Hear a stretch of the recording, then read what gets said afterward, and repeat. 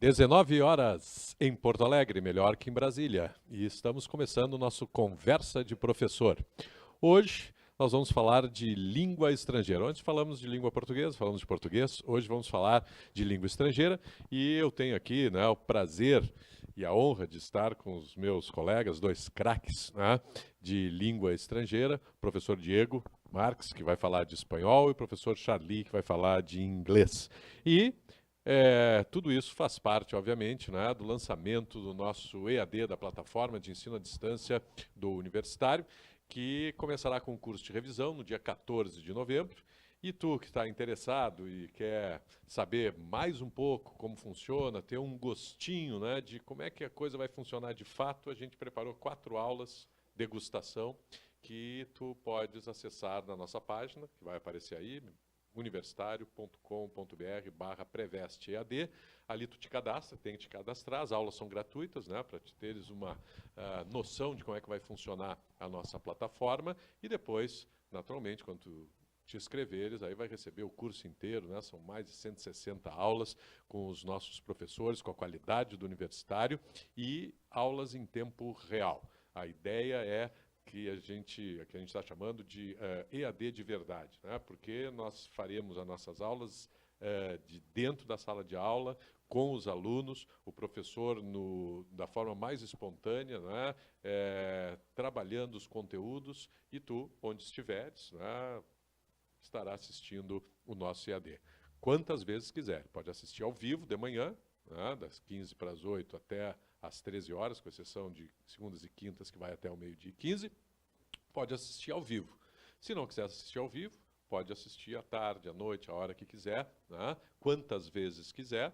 E se quiser mais informações, nosso ambiente é um ambiente especial, ultra profissional. Hoje nós estávamos lá dando os últimos retoques, para que tu comeces a assistir às nossas aulas. E as vendas, a partir de sexta-feira. Depois de degustar todas essas aulas, aí tu decide se vai ou não fazer o curso todo com a gente. E vamos começar a falar um pouquinho aqui com os nossos colegas, com o Diego e com o Charlie, começando com uma pergunta que eu faço, Eu já sei a resposta, mas muita gente tem vontade de fazer e não tem coragem ou não quer fazer, E para quem estiver assistindo agora e quiser fazer a pergunta, eu vou fazer antecipadamente, por que o professor de inglês fala espanhol?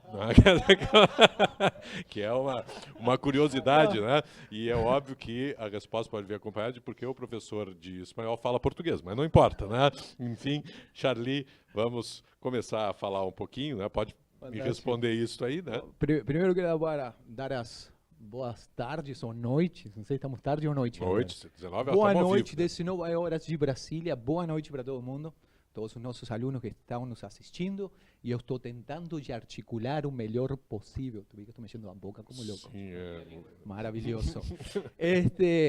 Terrível, baita pergunta. Assim, não, baita pergunta.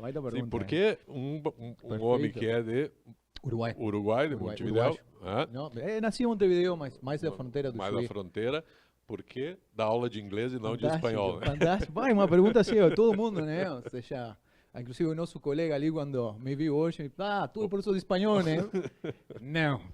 E, bom, o que acontece? Bom, primeiro começando de que inglês é uma língua universal, Ou seja, não só aqui no Brasil, como no mundo inteiro se fala inglês e temos professores de inglês. Eu sou um ESL teacher, ou seja, sou um professor que ensina inglês com inglês. Então, depois que voltei dos Estados Unidos, onde morei 4 anos lá e fiz a minha high school, me formei como um ESL teacher e fui para Peru, vim para o Brasil, imigrante, ou seja, antes de ser um professor sou imigrante, como quase todos os uruguaios, e agora estou aqui com a equipe. Claro. Não, e também a pergunta foi de brincadeira, Por que eu, falando português, não dou aula de português, dou aula de história? Evidente, Cada um, Mas vamos começar. Para terminar a resposta, na real, de espanhol não entendo nada, o cara que entende espanhol é ele, eu só falo espanhol, quem entende? El Dieguito. Dieguito é o único que ele entende espanhol, ele me explica as coisas em espanhol. Então vamos começar com o Diego, falando um pouco da prova, Vamos falar um pouco como é que essa prova de espanhol está estruturada, O que o aluno pode esperar da prova da Universidade Federal quando ele abrir ali o caderno e se deparar com a prova de espanhol especificamente. Bueno, professor Caplan, professor Marcelo, professor Charlie, my friend. Uma boa noite para todos, bom final de tarde. Eu acabo me repetindo um pouco em relação ao que meus colegas que antecederam aí essas atividades falaram. E a prova da URGS ela é uma prova muito bem estruturada, né? Ela já é uma prova bem consolidada. A prova de espanhol não é diferente das demais provas, então já é uma prova muito tradicional. Ela é uma prova, como qualquer outra, composta por 25 questões. Todos nós que trabalhamos já com a prova da URGS sabemos como conduzir. O detalhe é que a prova de espanhol, especificamente, ela está estruturada da seguinte forma. Ela sempre vai apresentar para o aluno 3 textos, tá? Nesses 3 textos, a gente vai ter o seguinte. Nos 2 primeiros textos, os enunciados das questões sempre serão em português. E o último texto vai apresentar enunciados em espanhol. Ou seja, o aluno, quando ele se deparar com a prova, ele vai perceber que ali no início ele vai entender de forma muito clara, de forma muito direta, muito objetiva, o que está sendo solicitado pela prova, pelas questões. Já o último texto, por apresentar os enunciados em espanhol, isso gera no aluno, muitas vezes, um certo desconforto. Então, o examinador também já pega por aí um pouquinho, né? Dentro da questão de conteúdos, eles vão trabalhar ali com interpretação de texto, vocabulário e a questão gramatical, basicamente, né?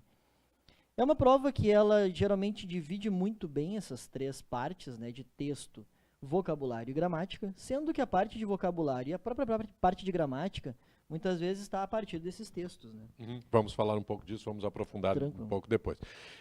Charlie, e a prova de inglês? Ela mantém a mesma lógica da prova de espanhol? Tem alguma diferença? Como é que ela se apresenta em termos de estrutura geral? Perfeito. Bom, a prova de inglês é bem parecida à prova de espanhol, né? Ela também ela apresenta 3 textos, né? Ela, por exemplo, até 2014, por exemplo, ela era um pouquinho diferente. 2013 tinha cartoons ainda, alguns charts, cartoons. A partir de 2015 ela mudou e ficou bem parecida com a de espanhol. É uma prova que eu acho muito legal, uma prova que ela, além de ter os textos, ela abarca uma parte de gramática que eu acho importantíssimo, né? Entre todas as provas, por exemplo, que eu tenho visto, é uma dos vestibulares que mais aborda a gramática. Agora tem uma tendência a mudar um pouco para a questão do que nem o Enem, né? Mais interpretação de texto. A URGS ainda continua com aquela história por ter gramática, que acho fundamental para a gente poder estudar.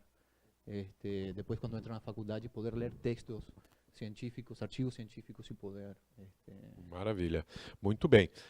Já estou vendo aqui, né, o Marcelo está pipocando aqui, né, a nossa internet, os nossos espectadores, né, cheio de recados, né? E vamos, então, falar alguma coisa aí. Vamos lá, então. Vamos começar as boas-vindas aqui para o Yuri, para o Ângelo, para a Milena, para outra audiência qualificada. Todas as noites aqui nós temos audiências de mestres, né, assistindo seus colegas. Aqui o Marcos Vinícius, aqui essa dupla aí, sabe muito de língua estrangeira. Doutor Marcos, um abraço aí. Famoso Mega. Famoso É. Mega. Lembre sempre que inglês é tosco e louco. O que é isso? Que Não, é tosco e O louco? que acontece? Todo mundo sempre tem pavor do inglês, né? Pá, inglês, coisa... Pô, mas inglês, querendo ou não, ele é tosco, né? Vamos lá. Línguas latinas são mais apuradas, mais ricas, mais elaboradas. O inglês é tosco e comunicação. A Milena aqui também diz, Charlie, o inglês é tosco e louco.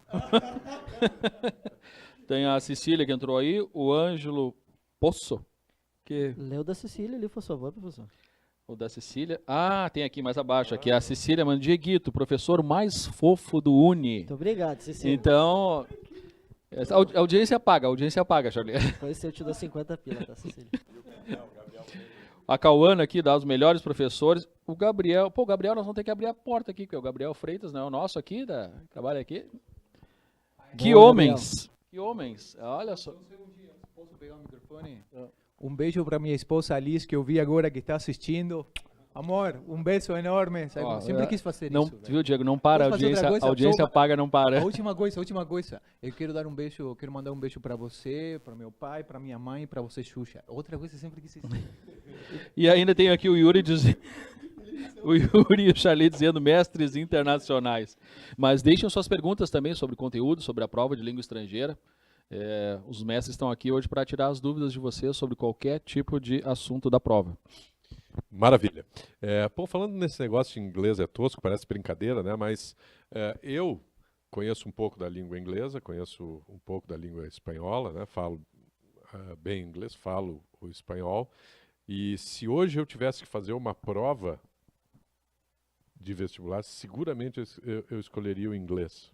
É uma língua muito mais fácil que o espanhol, né? E às vezes isso faz o aluno, né, acaba diz, pô, o espanhol parece mais com a minha língua, né, é mais fácil, etc. E ele pode cair nessa armadilha. Eu digo fácil em termos gramaticais, evidentemente, né? Não tudo aqui tem o seu grau de dificuldade e de estudo necessário para fazer a prova, né?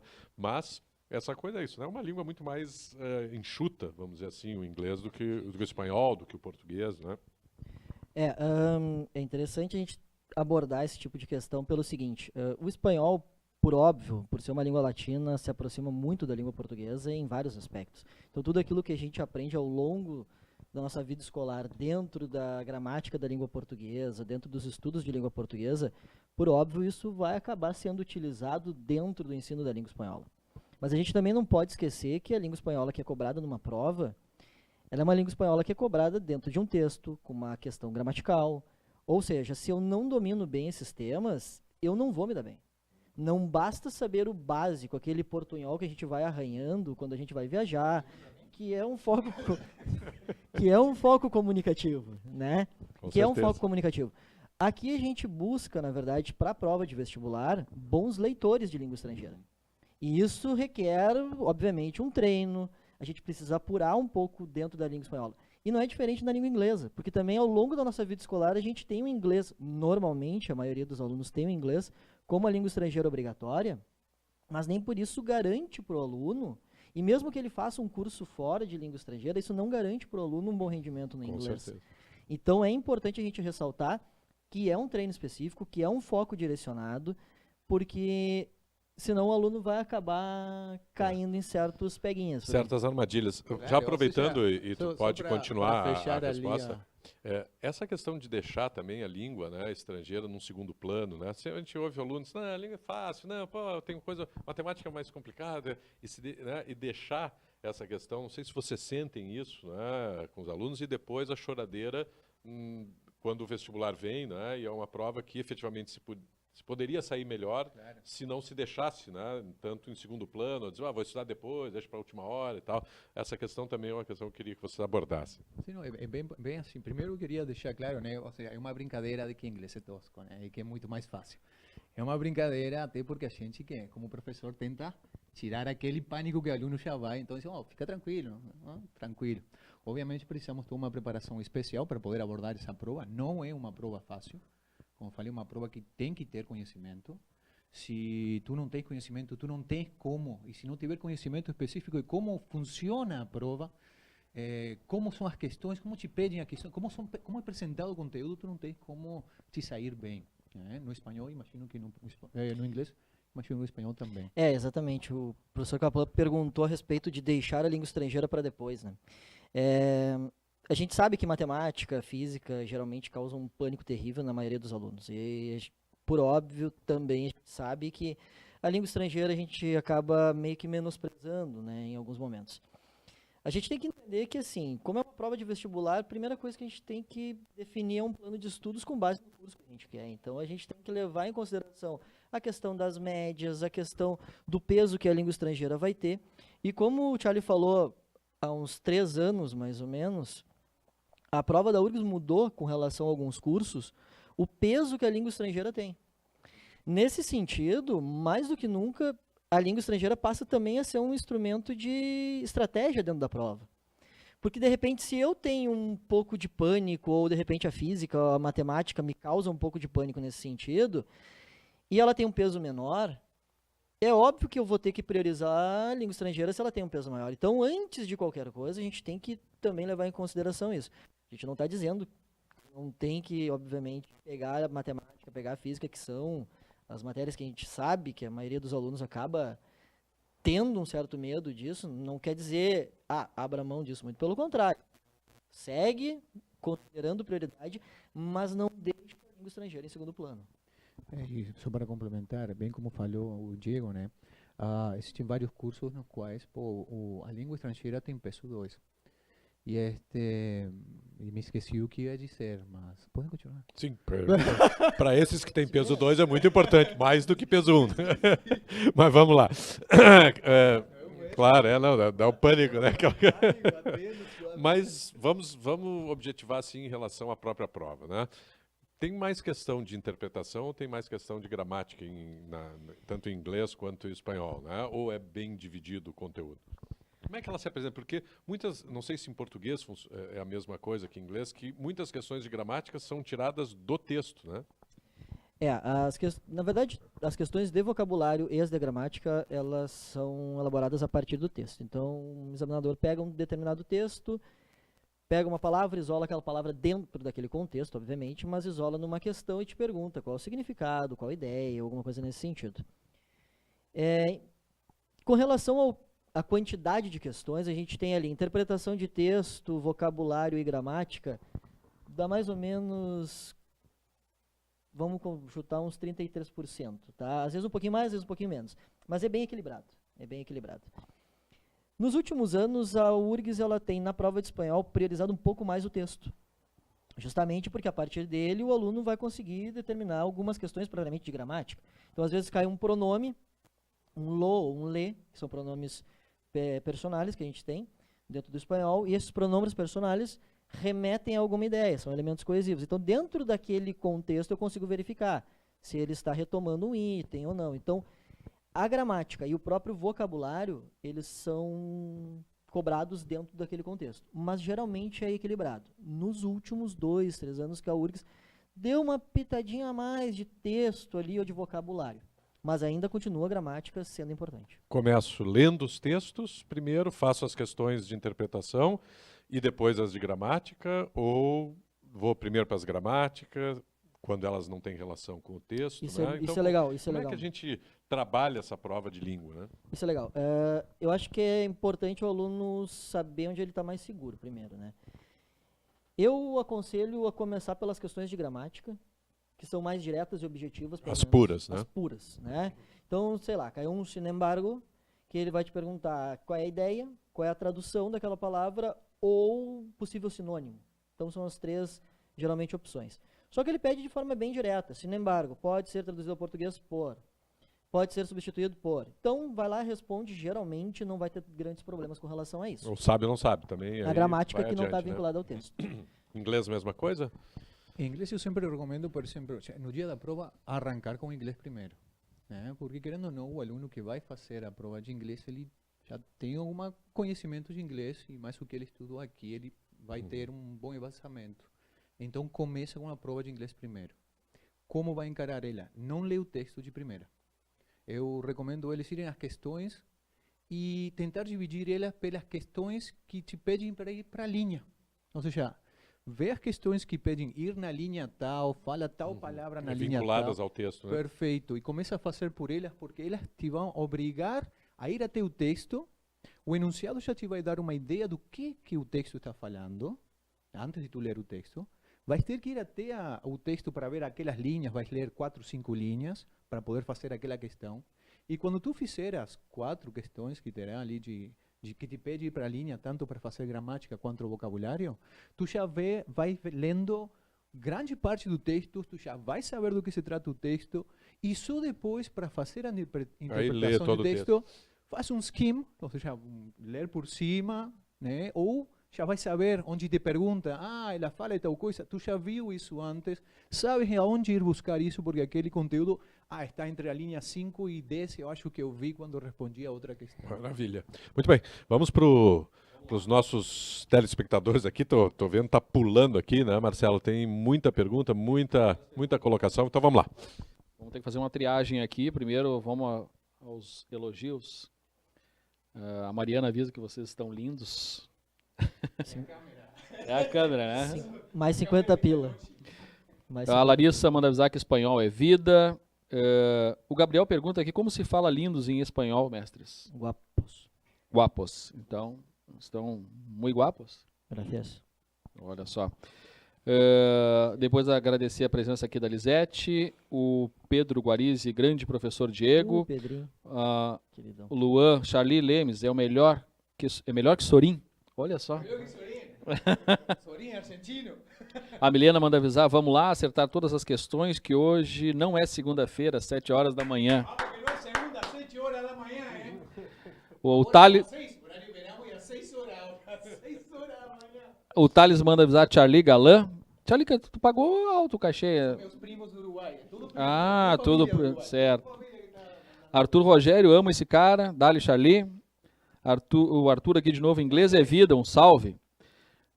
Pô, a Juliane, essa live é para garantir meus 5 pontinhos. Que é isso, hein, pessoal? Isso, posso... Sim. No Enem, tu tem, o inglês é uma brincadeira, né, que a gente faz, né? Não, lembra, tu tem que garantir teus 5 pontos, tá? Ele vai não deixa que te tirem pontinhos dali, garante teus 5 pontos. Muito bem. Tem uma perguntinha aqui, vamos ver aqui, da Larissa, né? Faz aí, manda aí a pergunta dela. A Larissa está perguntando aqui, ó, quantas questões caem de verbos? No espanhol, tá, Larissa? Vamos botar aí pelo menos umas 2 ou 3 questões envolvendo verbos, tá? Ele pode te perguntar, e geralmente ele faz assim, ele pergunta sobre tempos e modos verbais no espanhol. Ele te pergunta às vezes uma questão de vocabulário com relação a sinônimos daquele verbo. Ou ele pode te cobrar uma correlação de tempos verbais. Geralmente ele pede pretérito indefinido com pretérito perfeito composto. Esses 2 tempos verbais eles aparecem muito em prova, então essa correlação de tempos verbais pode aparecer. Então, entre umas 2 ou 3 questões, certamente sobre verbos, vai aparecer na prova de espanhol. Na de inglês... Que lindo toque. De inglês, o que cai? Verbos. Quantos de verbos? Quantas de verbos? Essa é uma baita pergunta. Eu acho que em inglês a questão de... é uma baita pergunta. Por quê? Porque o que cai de verbos seria a questão, especialmente quando fala sobre a diferença entre simple past e present perfect. Quando vai ter uma lacuna, se tem que botar o verbo na terceira coluna de verbos irregulares, o past participle, ou se tem que estar no simple past.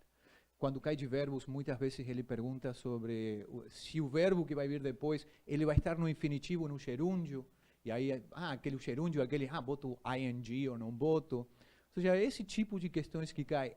Quantas caem? Olha, present perfect sempre cai, a diferença de gerúndios e infinitivos sempre cai.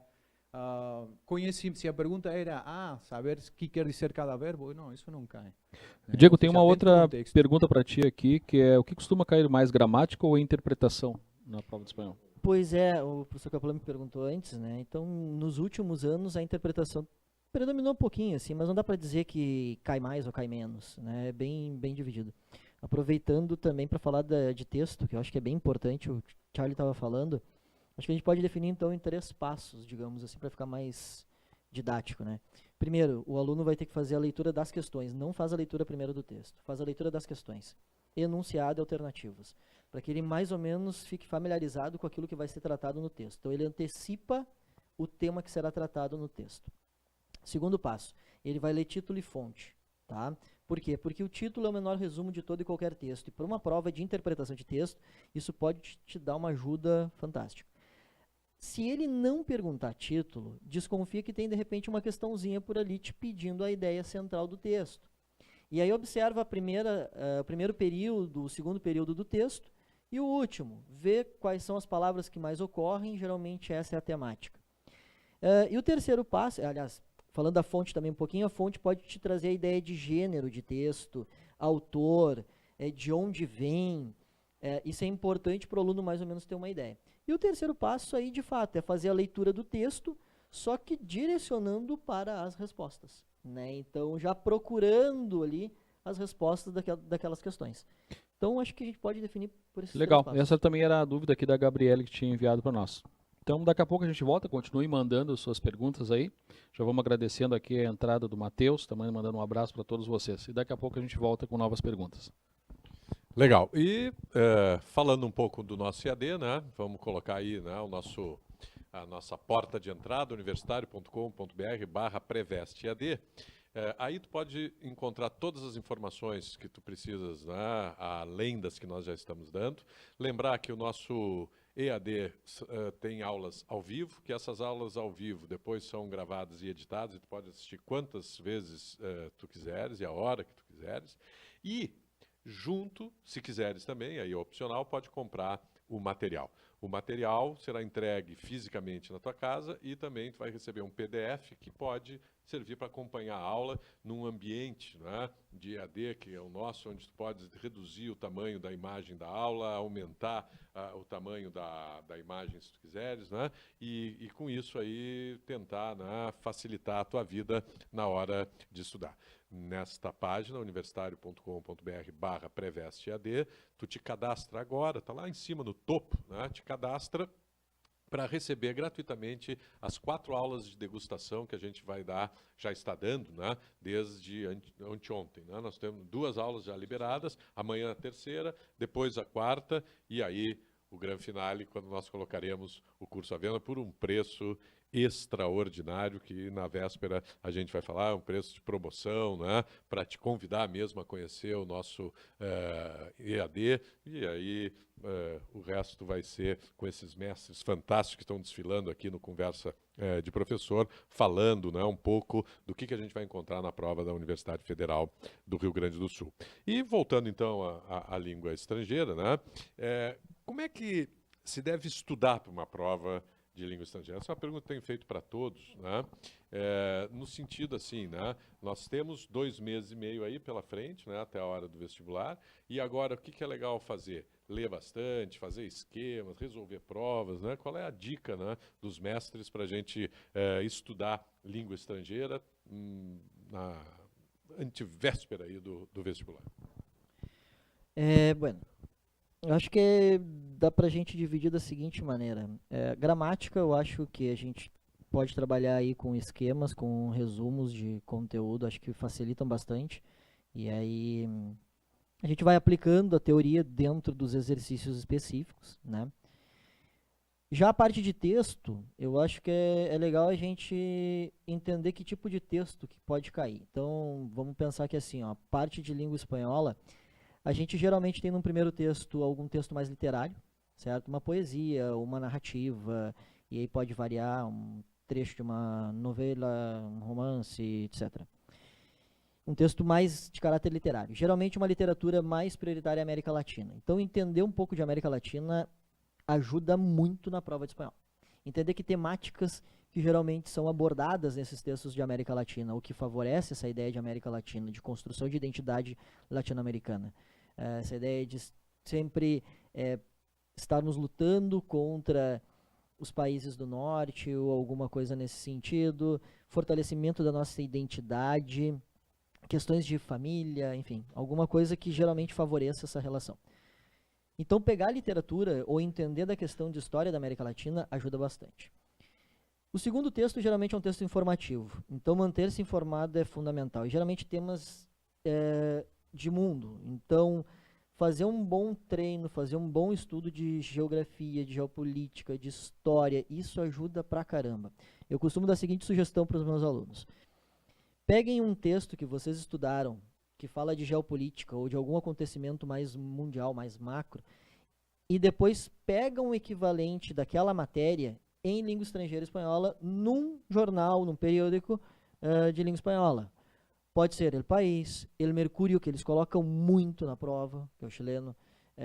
Eles colocam bastante na prova da URGS, eles gostam bastante. El Mercurio. E pega essa mesma matéria que leu em português e lê em espanhol. O conteúdo já está fresquinho e aí a gente já começa a adquirir vocabulário, entender contexto, etc. Então fazer essa leitura junto com outras disciplinas. Acho que é interessante, ajuda, tá matando 2 coelhos com uma paulada só. Acho que facilita. Em inglês, primeiro que nada, a melhor forma de estudar para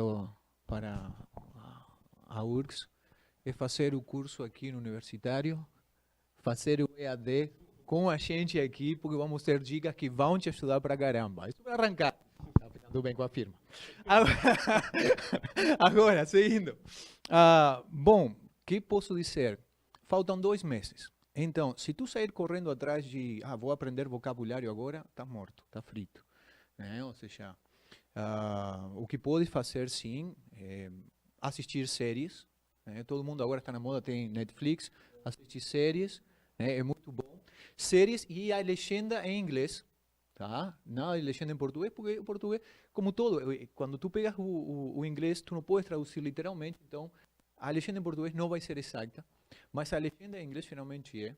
Então, pô, tu vais tendo o contato visual, que tu estás vendo a legenda, e o contato auditivo, então vais entender mais. Tá? Sobre a questão dos textos, para interpretação de textos.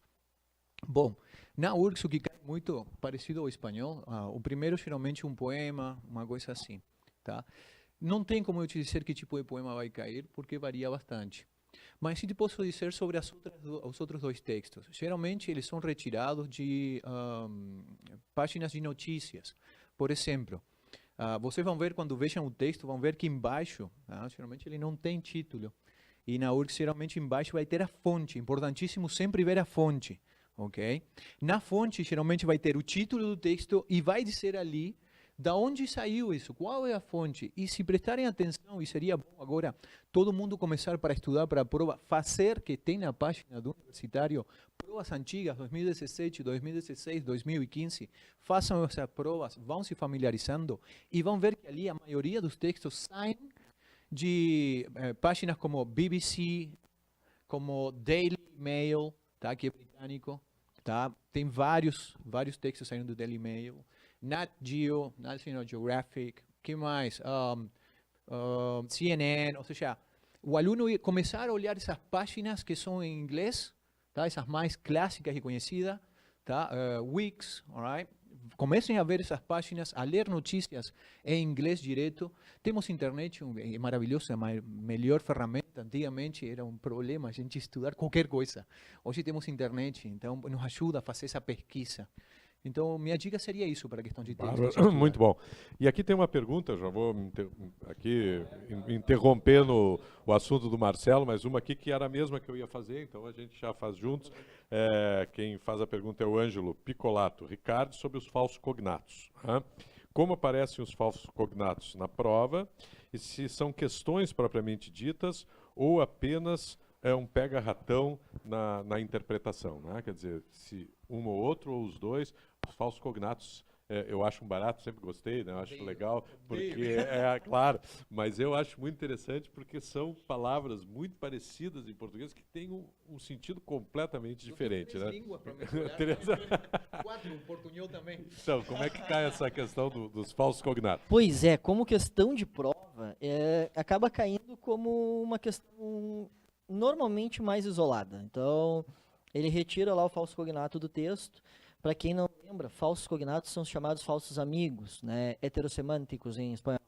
Hetero diferente, semântico significa semântica, sentido, significado. Então são aquelas palavras que parecem com as nossas na língua portuguesa, mas que têm outro sentido. Então ele retira lá uma palavra. Estou embaraçado. Por exemplo, aí não seria... né? Embaraçado, o que seria? Seria grávida, né? Então... é uma questão que dentro do texto, por exemplo, ficaria esquisito. Completamente. Não faria nenhum sentido. Né? Claro. Então a gente tem que entender que o contexto ali vai te permitir... opa, para aí, essa questão aqui tem algum problema. Não é exatamente como no português. Então isso vai ficar estranho no texto. Então isso pode comprometer a compreensão textual? Pode. Mas o que a gente também aconselha? Não façam uma tradução palavra a palavra ao longo da leitura. Peguem o sentido da frase. Exato. Exato. Embaraçar, oficina em espanhol também, que é escritório. Então a gente tem que entender que o contexto ele vai te ajudar na interpretação. Mas geralmente, que é que perguntou, desculpa, Ângelo, né? Geralmente, Ângelo, cai como uma questão isolada, tá? Então ele pinça aquela questão do texto e faz a pergunta normalmente sobre a tradução daquela palavra, tá? Vamos lá. O Marcelo está com... Eu roubei aqui uma das questões, mas tem várias, né, Marcelo? Então vamos ver o que nossos ouvintes aí estão perguntando. Espanhol, a Mariana aqui pergunta sobre sufixo e prefixo. Aparecem bastante na prova. Acho que foi em inglês que ela perguntou. Inglês? Ali. Sufixo e prefixo, clássico. Sufixo e prefixo clássico. Como caem os sufixos, mais que nada? Né? Em inglês, não sei nas outras línguas, por isso eu tenho um professor de espanhol aqui, porque eu em espanhol não entendo nada disso, só falho. Mas em inglês, o sufixo ele é utilizado para mudar a ordem da palavra, né? Então, eu vou ter verbos, vou ter adjetivos que colocando os substantivos, colocando sufixos, eles vai transformar num adjetivo num substantivo em adjetivo. Os nossos alunos sabem, aí quando fala de sufixo, pô, o louco já se lembra, né? Já vem na cabeça mentality hood, chipionés, alright? Já vem na cabeça foolish, able like e lessivalic, alright? E o Marcelo me olhou assim, porra, esse louco fala inglês, espanhol, português, o que está falando agora?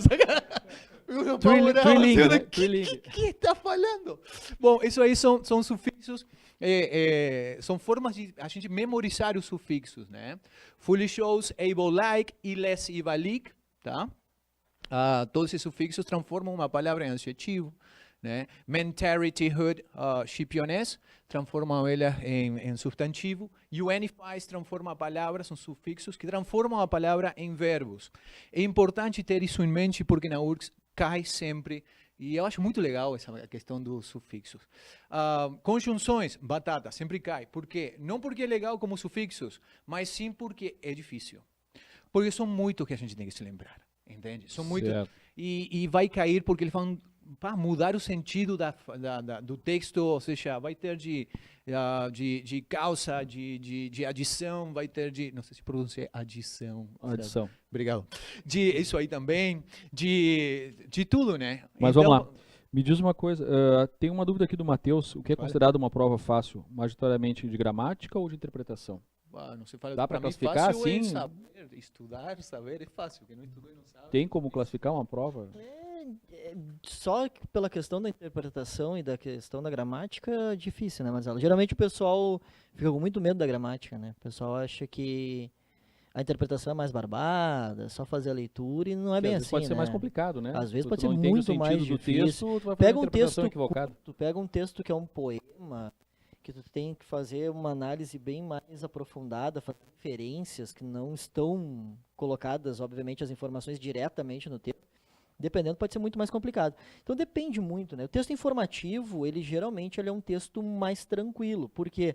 Porque ele tem a intenção de justamente pegar o maior número de pessoas que ele puder. Então, ele vai ter uma linguagem nem tão elaborada, mas também nem tão lá embaixo, assim, em termos de simplicidade. Então, ele tenta manter uma norma padrão, mas ele é mais acessível. Tem a Milena aqui, que é uma pergunta, já que o Charlie já respondeu, né? Que é a questão de estudar vendo séries legendadas, se é uma boa opção. O Charlie já deu como dica quente que essa é uma boa opção. Tem a Marina aqui, assim como na prova de português, a prova de língua estrangeira pede interpretação textual ou compreensão textual. Boa, a questão da interpretação sempre... Só interrompendo, ontem o Andrezé chamou a atenção disso, né, que é muito importante. Uma coisa é saber diferenciar a compreensão da interpretação, né? E na língua acontece isso também. Acontece sim. Não é tão, digamos assim, como é na parte do português, né? Porque como a gente divide ali gramática e vocabulário, a questão geralmente de texto, ela pode abranger compreensão ou interpretação. Então a informação pode estar diretamente colocada no texto, como uma compreensão, e aí ele também pode pedir uma inferência ou dedução a partir de informações que estão no texto, e pedir para o aluno interpretar. Então, também pode acontecer isso. Não requer, na prova de espanhol, pelo menos, esse cuidado que nas provas de língua portuguesa são necessários, porque geralmente na prova de língua portuguesa isso é um bom elemento, uma boa ferramenta para também cobrar na questão. Já na prova de língua estrangeira ele pode também utilizar outros recursos, então ele tem muitas outras ferramentas que ele prioriza, né? Mas sim, tem que ter cuidado com isso e pode considerar essa ideia assim também. Legal. Bom, vamos agradecendo aí também a presença da Daniela, da Patrícia Barcelos, olha o nosso querido colega Marcos Bondan, está aí nos assistindo, dando o privilégio, o professor Lucas também, o professor Leandro Pontes, a Thaís. E daqui a pouco, quem tiver dúvidas, continue mandando aí, mas há mais uns minutinhos no ar. Legal. E para quem ainda não se inscreveu para assistir às aulas de degustação, universitario.com.br/prevestead, ali tu encontras, né, algumas dicas que já foram dadas e já vais encontrar as aulas que nós tivemos anteriormente e, é claro, né, vai receber de primeira mão as aulas gratuitamente para ter uma ideia de como é que vai funcionar esse nosso EAD de verdade, como é que vai funcionar o nosso esquema de aula, né, como é que vai funcionar, enfim, né, a questão vital para passar num vestibular, que é a informação que a gente vai passar para vocês. Meus queridos, os autores que frequentam esses textos de inglês e de espanhol, eles são quase sempre os mesmos, eles têm um estilo, existe uma possibilidade de prever que tipo de autor vai estar presente na prova de espanhol e de inglês? A prova de espanhol, como eu estava falando antes, professor, ela dá uma atenção bem considerável para a parte mais da América Latina, né, se a gente parar para analisar. Então já caiu José Martí, Atahualpa Yupanqui, já caiu García Lorca, já caiu Gabriel García Márquez, Neruda, Mário Benedetti. São autores clássicos aqui da América Latina, né? E geralmente fazendo essa referência cultural à formação identitária da América Latina, né? Então, Eduardo Galeano também, são autores que a gente pode dizer que são importantes, obviamente, pela sua magnitude, mas também para estudar para a prova. Não significa que, obviamente, alguma relação com a Espanha ou a Europa também não apareçam, né? Um texto que fale a respeito da região da Catalunha, por exemplo, que está efervescente, né? Não é bem o viés, o estilo que a URGS gosta, mas é um tema importante, é um tema relevante que aborda a questão do espanhol e que poderia ser muito bem abordada dentro de uma prova. Cervantes, que é clássico também, mas geralmente a prioridade é mais para uma América Latina. Faz um bom tempo que não cai uma questão envolvendo Mafalda, que sempre foi muito importante, muito clássico, né? Lá as historietas, os comics, né? Condorito, que são Gaturro, que são historietas também muito importantes para essa questão cultural e identitária. Bem interessantes e bem boas. Mas acho que são mais ou menos esses autores. Acho que dá uma visitada pela América Latina ali, em autores latino-americanos, sempre Clássico, vale. né? Sempre vale. Eu também Se não valer para espanhol, pode valer para literatura. Exato. História, Violeta enfim, Parra, Gabriela Mistral, são mulheres que faz tempo também que não aparece um texto especificamente de uma autora, feminina. entende? Então isso é interessante a gente trabalhar. Então, de espanhol acho que são... Allende, qualquer Exato, coisa. exatamente. E inglês? Em inglês, a questão de autores. Bom, de autores, o que acontece? A gente não conhece muito de autores ingleses aqui, né? A gente não lê muita coisa em inglês, a não ser os clássicos, né? Por exemplo, já caiu e teve uma choradeira enorme quando caiu Shakespeare. Em 2017 caiu, né, Shakespeare, todo mundo em pânico. Mais importante em inglês é a questão das fontes, né? As fontes são mais importantes ainda. De autores caiu Jenkins, caiu Shakespeare, mas o mais importante é a questão fontes. Para o aluno estudar agora, vai para o site, vai para sites como o New Yorker, vai para sites que vai ter notícias e atualidades, vai lá, aproveita nesses 2 meses e vai lá e começa a ler aquilo ali. Acho que são mais importantes do que os autores mesmo que caem, porque a gente não está muito, não é que nem um García Márquez, quem não lê um García Márquez, um Galeano, quem não lê uma Isabel Allende. Aqui são autores conhecidos. Já para o inglês, a não ser esses clássicos, é difícil que o aluno vá atrás de algum autor em inglês o que vai cair, né? As fontes, se foque na fonte, que vai ganhar tempo e vai ter mais aproveitamento, acho. Bom, uma outra questão que eu tenho levantado aqui no Conversa de Professor é que, claro, agora nós estamos na reta finalíssima de preparação para o Enem, né? E às vezes existem algumas diferenças entre uma prova do Enem e uma prova da Universidade Federal do Rio Grande do Sul. Muitas vezes o conteúdo é o mesmo, mas o enfoque da questão é que é diferente. Outras vezes o conteúdo é bem diferente. No caso da redação, é um tipo de redação, e aí na URGS teremos que ter outra preparação. No caso da língua estrangeira, existe alguma diferença, né, em relação à prova do Enem e à prova da URGS? E quais seriam? A primeira grande diferença são 20 questões de diferença, né? Bom, com certeza, né? Então, isso é uma diferença a língua considerável. É extremamente desvalorizada no A Enem. língua estrangeira, nesse sentido, costumam dizer que, na verdade, não é que tem 5 questões de língua estrangeira, né? Mas faltaram 5 questões de linguagem, língua portuguesa. Isso é o que muita gente fala. Então, assim, priorizar texto, né? Texto e alguma coisa de vocabulário. Só que, como o Charlie falou, e falou muito bem, adquirir vocabulário nesse momento é praticamente uma tarefa inglória. Então, o que é importante? Primeiro, são 5 questões no Enem, né? O Enem cobra 5 questões de língua estrangeira, geralmente focadas no texto. O vocabulário é retirado do texto, então observa o contexto. Observar título, fonte, se é poema, se é texto informativo, se é uma propaganda.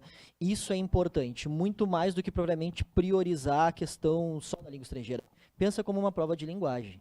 Então, de repente, enxergar esse todo, quem é o emissor, quem é o receptor, que tipo de verbo está sendo utilizado, isso ajuda bastante.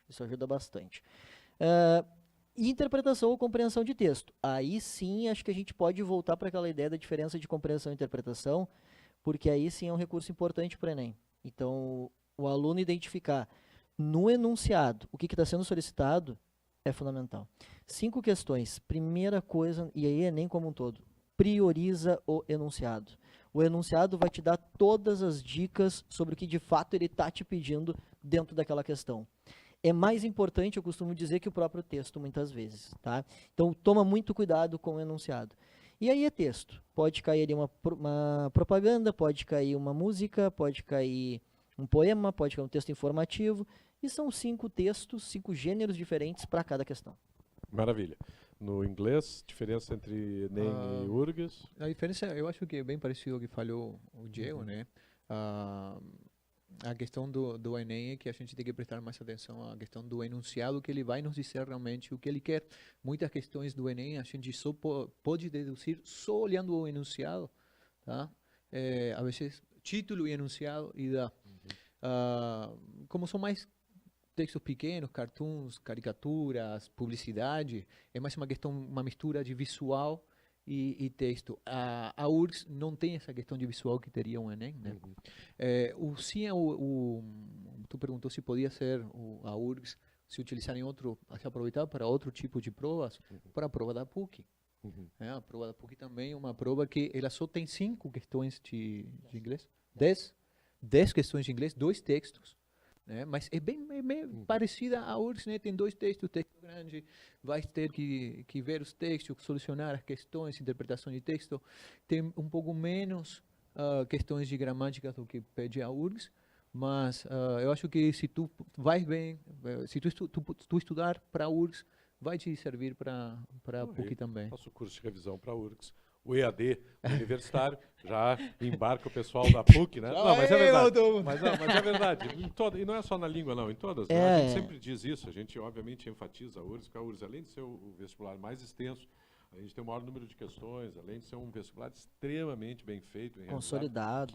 Consolidado, que exige muito, né, da preparação do aluno. Evidentemente, quem está preparado para a URGS está preparado para praticamente qualquer vestibular importante que se tem aqui no Rio Grande do Sul.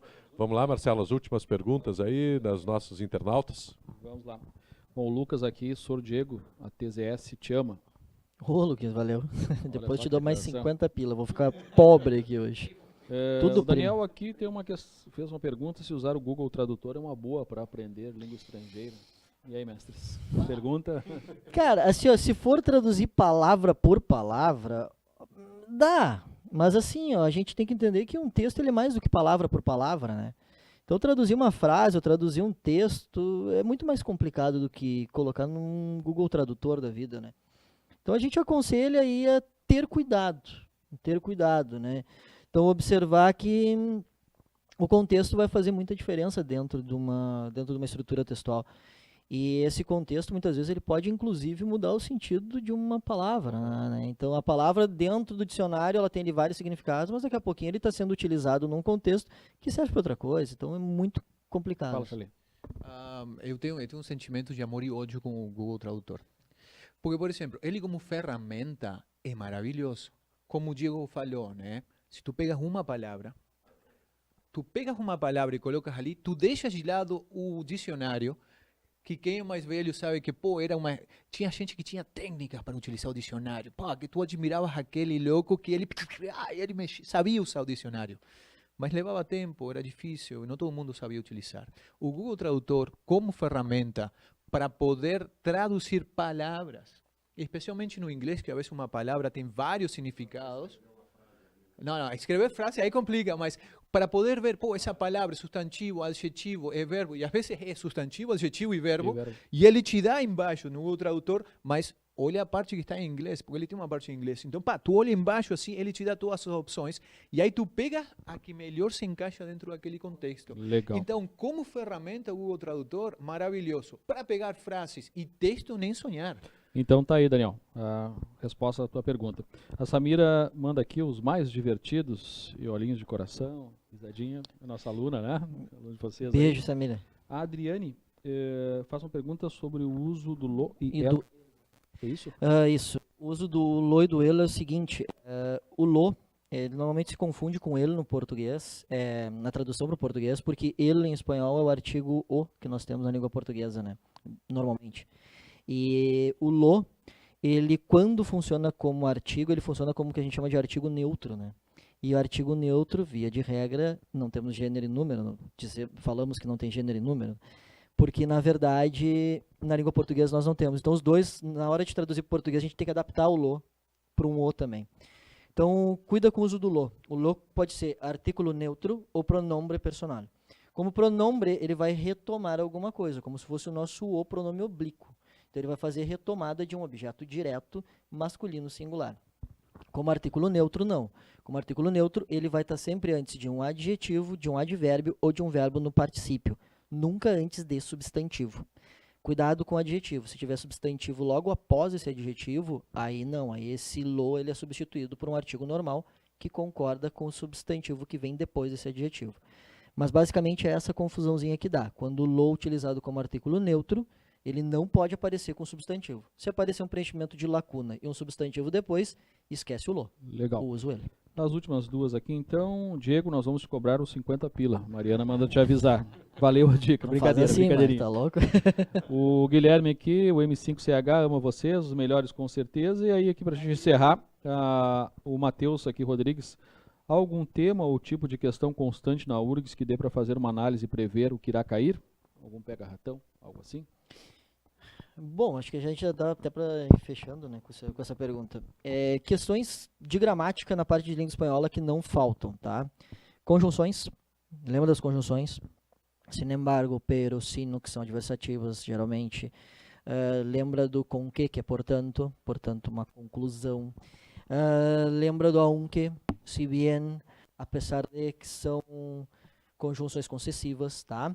Lembra do hasta, que é uma preposição, hacia também, o em, que é uma preposiçãozinha que às vezes utilizada, que aparece nas provas com meios de transporte. Então tomem cuidado, preposições, conjunções, verbos, aqueles tempos verbais que eu já fiz referência no início da transmissão, são questões, e uma que também sempre cai, a acentuação, não me esquece disso, tá? Lembra que a acentuação sempre cai, é importante vocês estudarem. De resto, 3 textos, primeiro normalmente literário, segundo informativo e um terceiro que pode variar, tá? Pode ser várias coisas. E aqui a Maria Tereza, né? Fechando, nossa colega Maria Ah, Tereza, né? Lindos, maravilhosos, ponto de exclamação, coração. Chefa, né? A chefa coordenadora aí, né? essa eu tenho que pagar 200 pila. Mas- Não, essa é 200. Essa é dizendo- Essa daí é 200. Ah, É do coração, é do coração, é do coração. um beijo, Gente, Caetano. Professora, um beijo. Estamos então encerrando hoje o nosso Conversa Professor. Lembrando que amanhã tem mais, às 19 horas. Estaremos aqui com o professor Marcelão, grande professor Marcelão, em todos os sentidos, né? Que falará. Nós vamos debater um pouco sobre atualidades. A gente falou muito de atualidades em geografia, depois a gente falou um pouco em história, e aí o pessoal começou a falar com a gente, a mandar recado, e-mails, e, enfim, né? Pedindo que a gente conversasse um pouco mais sobre atualidades. E o Marcelão, então, amanhã estará aqui no Conversa Professor, às 19 horas, falando sobre atualidades. E não esquece, né? Entra na nossa página universitario.com.br/PrevestEAD, te cadastra para receber as 2 últimas aulas e, obviamente, vai receber também as 2 primeiras, e aí tu vai ter uma ideia de como vai funcionar o nosso EAD, e a partir de sexta-feira, então, já bota no carrinho o nosso EAD, que estará colocado à venda a partir desta sexta-feira. Por hoje era isso e até mais. Muito obrigado.